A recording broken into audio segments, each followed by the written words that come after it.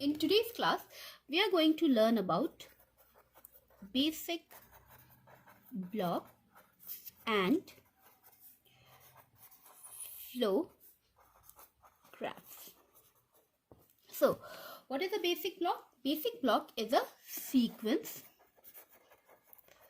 of instructions. So we create the basic block from your 3-address code, which we have already done. So what is a basic block? It is nothing but a sequence of instructions which follow the following rules. So the basic rules which a basic block should follow, the fundamental rule which a basic block should follow, that the flow of control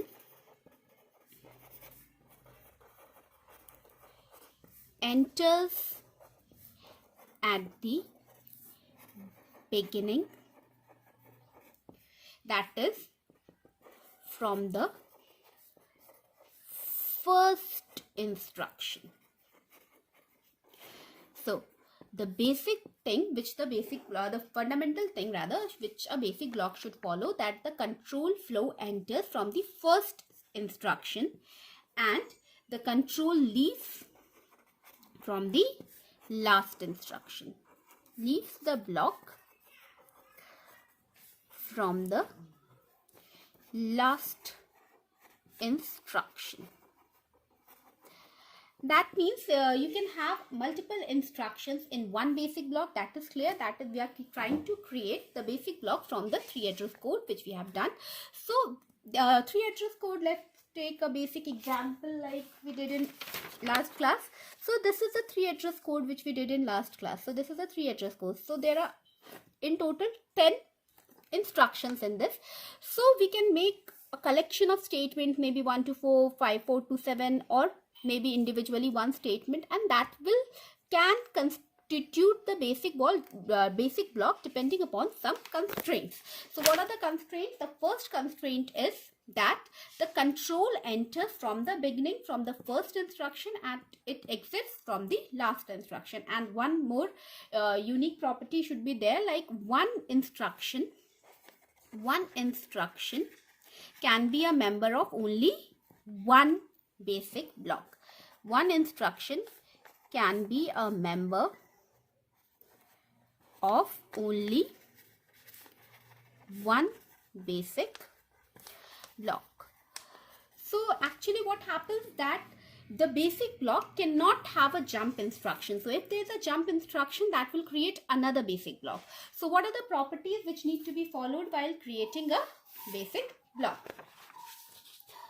So to identify the basic block from the set of instructions, we need to follow an algorithm which identifies a leader, which identifies something which is called as a leader. So what is a leader? So the leader has the following properties. The first property is first statement is a leader. That means if you have a 3-address code, the very first statement of the 3-address code will be a leader. Second property is target of a conditional or unconditional jump is a leader. So the first statement in your 3-address code, that is always a leader. Then the target of a conditional or an unconditional jump is a leader. And the third property which a leader should follow is any instruction, or we are using the word statement over here. So any statement which immediately follows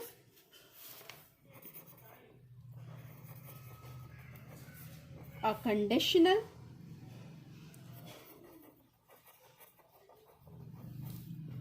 jump is a leader. So first of all, we need to identify a leader. So what is a leader? The first statement in your 3 address code is a leader. Second property which a leader can follow is the target of a conditional or unconditional jump is a leader. And the third, any statement which immediately follows a conditional jump is a leader. So first we need to identify your leaders in your 3 address code. Then we are now able to define the basic block. So now what is a basic block? The basic block constitutes of the statement starting from first leader up to the next leader, and not including that particular next leader. So we can define it as a basic block includes all the statements starting from a leader up to but not including the next leader. So we'll go up to the next leader. Let's suppose we have a sequence of instructions like 1, 2, 3, 4, 5, and we identified like 1 is a leader and then 3 is a leader, maybe. So what will be constitute, what all statements will constitute them? How many basic blocks will be created over here? So here we'll have like statement number 1 and 2 will create one basic block, and then statement number 3 to 5 maybe will create another basic block. So the statements, all the statements starting from the first leader. Now we'll see an example how we are identifying the leaders. Here I am just telling you how you can identify the basic blocks. So after identification of the leader, like we have 5 statements, 1, 2, 3, 4, 5, where we have identified that 1 and 3 is a leader. So what will be your basic blocks over here? Statement number 1 and 2 will create one basic block, and the statement 3 to 5 will create another basic block. So let's take an example, then it will be more clear to all of you. So let's take a basic example of if else, like maybe I is equal to 1 is your first statement. Then maybe if I is equal to 1, then you have to set the value of I to be 10 maybe. Then you can do like go to a particular statement, then statement number 3 maybe go to another statement. In line number 4 I did maybe I is equal to 10, and this is statement number 5 where we have to stop. Then maybe this is your go to 4 will be over here, and here it will be go to 5. So let's suppose this is a basic example where if the value of I is 1, we are setting it to be equal to 10. This program, this code segment, this 3 address code does this particular thing. Now I have to identify the leaders. So let's recall the property. What are the leader? First statement is a leader. So here leaders. So what are your leaders? Statement number 1, by default, anytime the first statement of any 3 address code is always a leader. Next we have to identify the second leaders. So first statement is a leader, then target of a conditional or unconditional jump is a leader.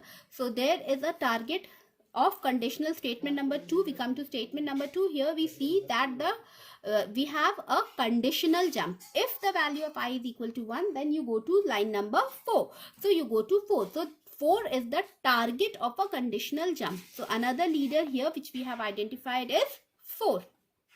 So statement number 1 is a leader because the first statement in your 3 address code is a leader. Next, target of a conditional or unconditional jump is a leader. So maybe here go to 4. So here we have a conditional jump and which goes to line number 4. So 4 is a leader. Next we have to identify the next. We come to line number 3. Line number 3 has go to 5. Now the second thing which we have to see, the line which immediately, the statement which immediately follows the conditional or unconditional jump is a leader. So here line number 3 is immediately followed by a conditional jump. So line number 3 is immediately followed by this. So here line number 3 is also a leader. So line number 1 is a leader, line number 4 is a leader, and 3 is also a leader, and 3, the target of 3 is 5. So 5 is also a leader. So we have 1, 3, 4, 5, 4 leaders over here.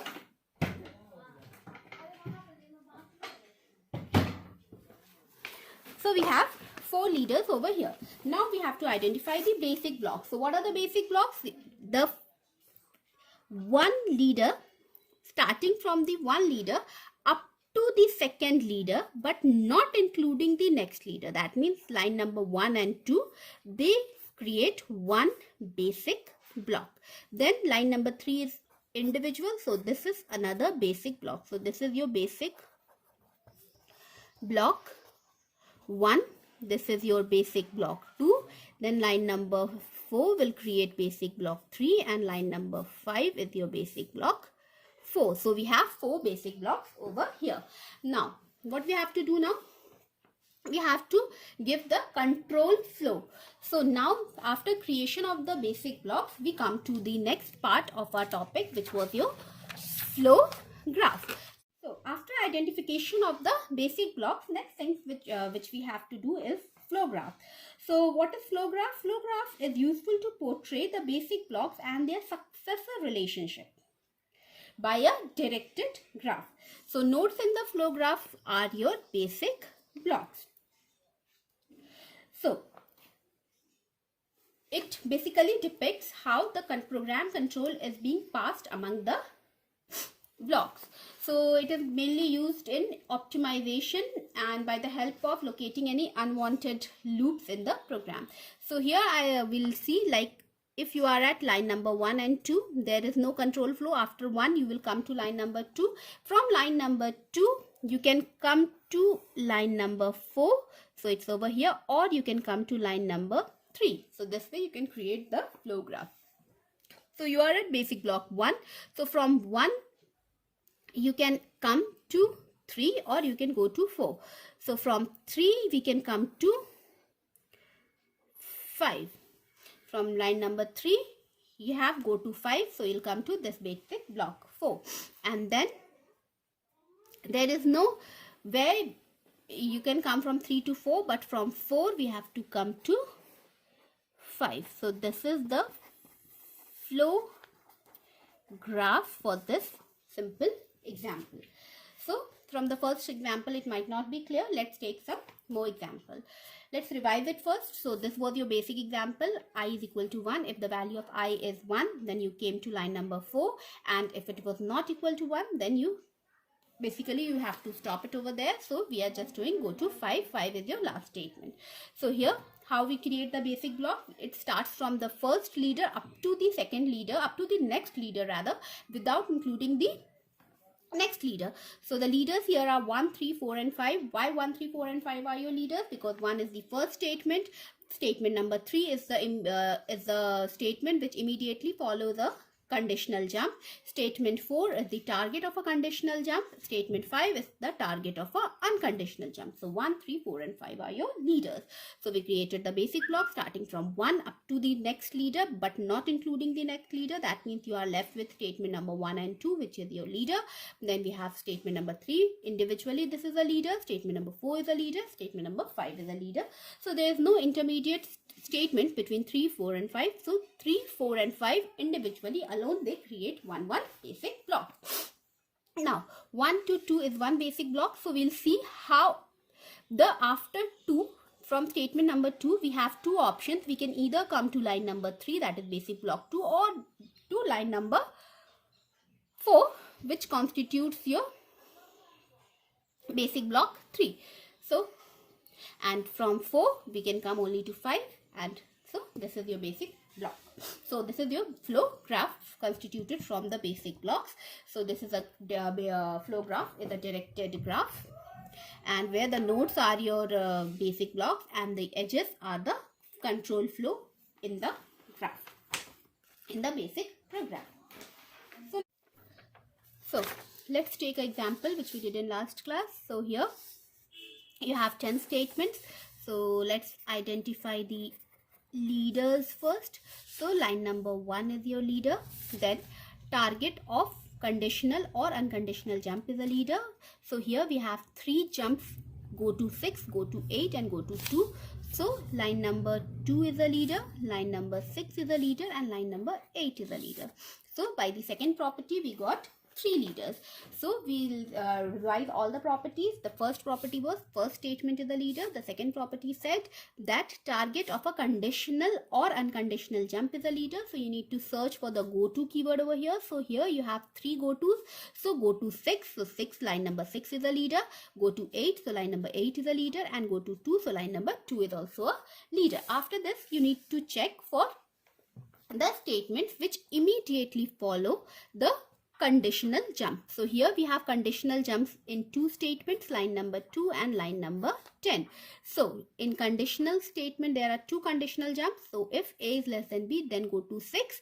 Otherwise you'll come to line number 3. So line number 3 is also a leader. And here at line number 10 you have a conditional jump, but there is no line which follows line number 10. So we don't generate a leader over here. So now we have to identify the basic blocks. So the basic blocks created here will be line number 1 individually will create one basic block. Line number 2 will create another basic block. Line number 3 will create one basic block up to line number 5. So line number 3, line number 4 and line number 5. Combined they'll create one basic block. So one leader up to the next leader, but not including the next leader. So 3, 4, 5 will create one. Then 6 and 7 will create another leader. And then you have 8 and up to the end there is no more leader to 8, 9, 10. So we got 5 basic blocks over here.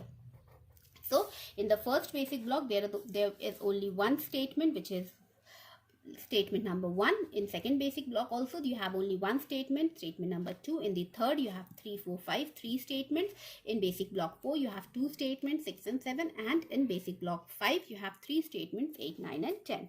Now we need to see the control of flow over here. So from statement number 1 there is no jump, you will come directly to statement number 2. So you have a jump over here. Now from 2 you have 2 options. If A is less than B, then you have to come to 6.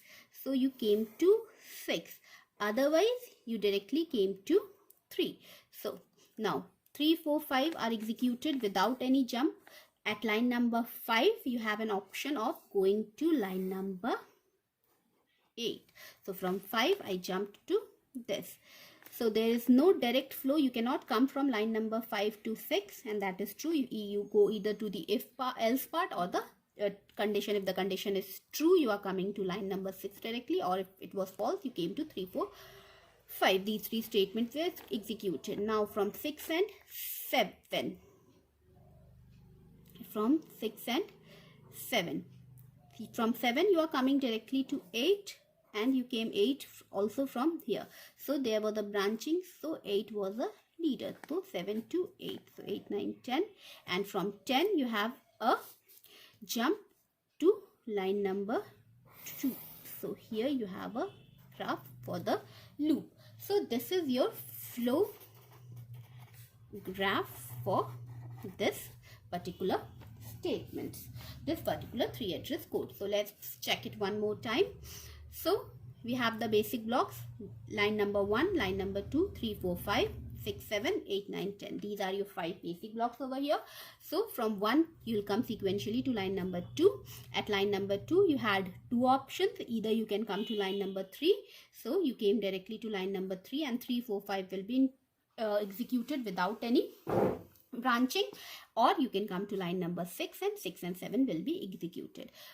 So 3, 4, 5, and from line number 5 you had the option of going to line number 8. So from 5 I came to 8. So 8, 9, 10. These 3 lines will be executed without any branching.